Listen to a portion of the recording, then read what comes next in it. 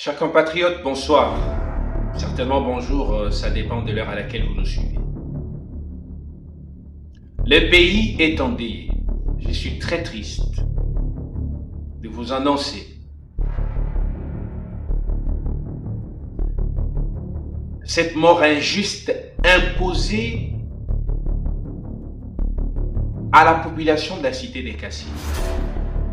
Ce citoyen qui était en train de prier dans une église va être court-circuité par la sale besogne d'une bombe lancée injustement qui a emporté des vies.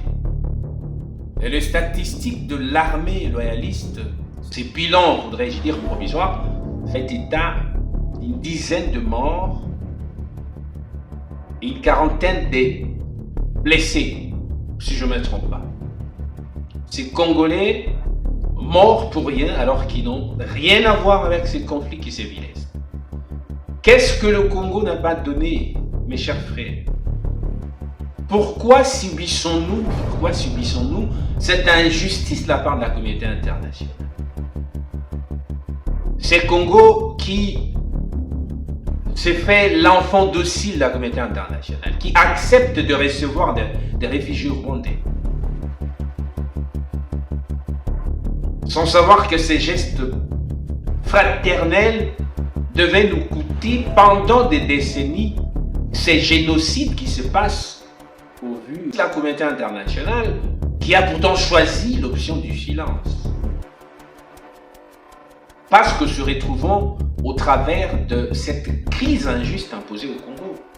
Ces sangs qui coulent sur l'or, sur le diamant, sur le cobalt, sur les lithiums qui intéressent ces entreprises, ces firmes internationales derrière lesquelles se cachent les grandes puissances. Il faut sans doute garder silence. Malgré la détresse, malgré l'injustice, malgré la violation du droit international, parce que cette crise n'est rien d'autre qu'une agression nous imposée par les Rwandais. Pendant que je vous parle, il y a ces parents qui pleurent à avoir perdu ses enfants, partis à l'église. Il y a cette maman qui pleure ses enfants, ces maris qui pleurent avoir perdu sa femme et vice-versa. Pour rien, ces paisibles populations qui se sont réveillées, mais qui se retrouvent en ce jour dans cette situation de détresse imposée aux Congolais. Franchement, ça fait très mal. Ça fait très mal.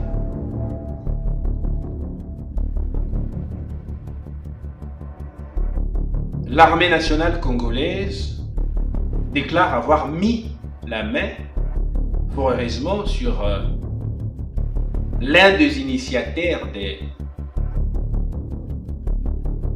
de cette activité terroriste carrément, qui est un sujet kenyan. Mais certainement, je suis sûr et certain que ça doit avoir une certaine implication. Ces gens doivent être de mèche avec le Rwanda, avec l'Ouganda, avec le Kenya. Sachant que le Congo, l'armée congolaise était en train de se préparer à une attaque, à un assaut contre le M23, qui n'a pas su respecter le délai tel qu'imposé par le cahier de charge de l'EAC. Parce que ce groupe rebelle devait libérer les territoires occupés au plus tard le 15. Aujourd'hui, nous sommes le 16. N'ayant pas respecté ces délais, les M23 devaient de force être délogés par les forces régionales de la communauté des États de l'Afrique de l'Est. Et je me pose la question de savoir, pendant que l'on continue à subir cette injustice, quel est le rôle de ces forces régionales qui ne font rien et dont le but, selon moi, n'a été que celui d'endormir ces flammes nationalistes congolais qui s'allumaient finalement.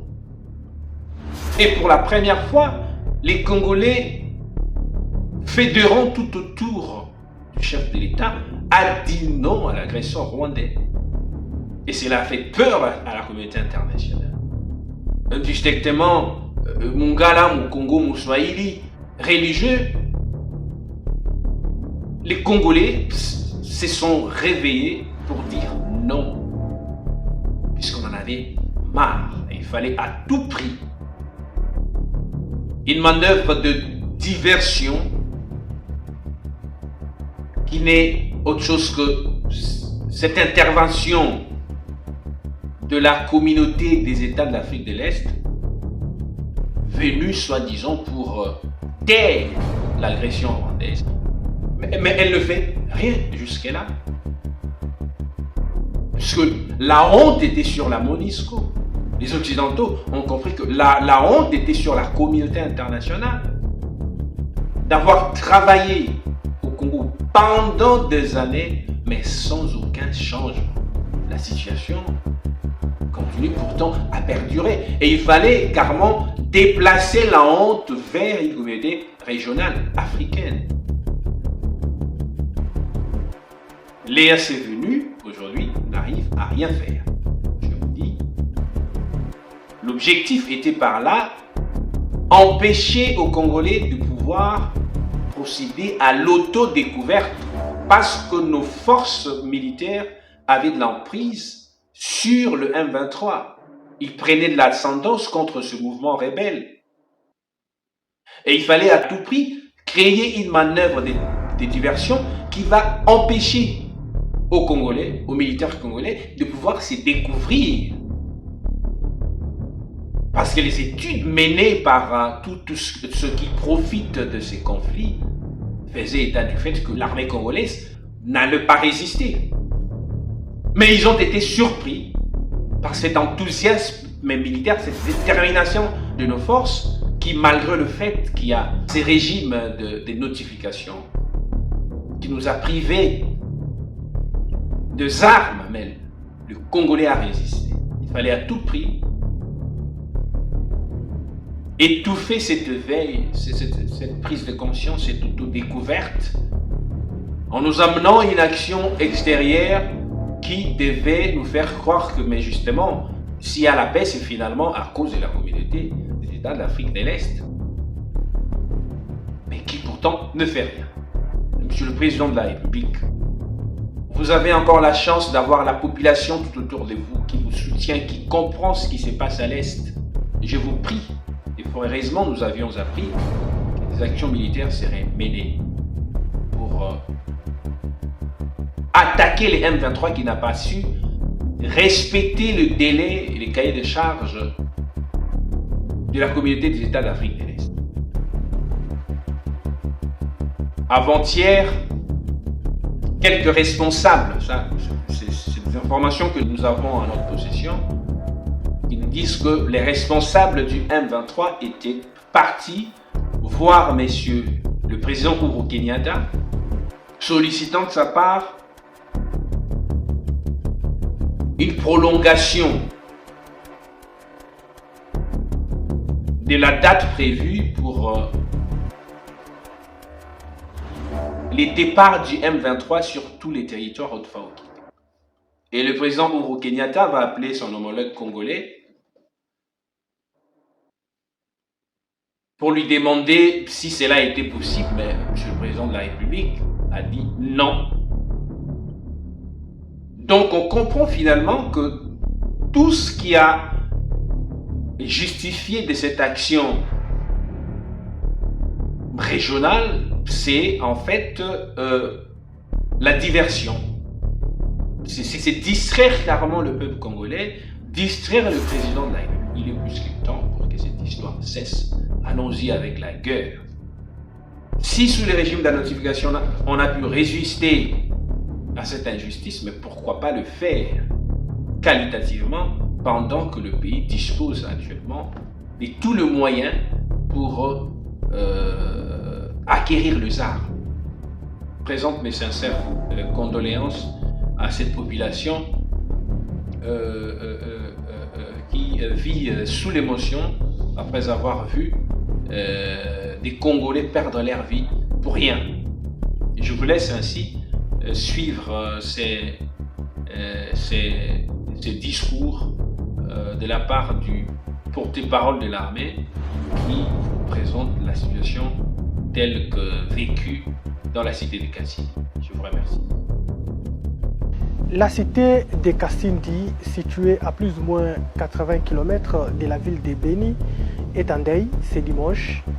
Une bombe a explosé dans une église Sepak, faisant ainsi des morts et des blessés. Encore un bilan provisoire. Nos services ont recensé 10 corps et 39 de nos compatriotes ont été blessés par cet engin explosif improvisé.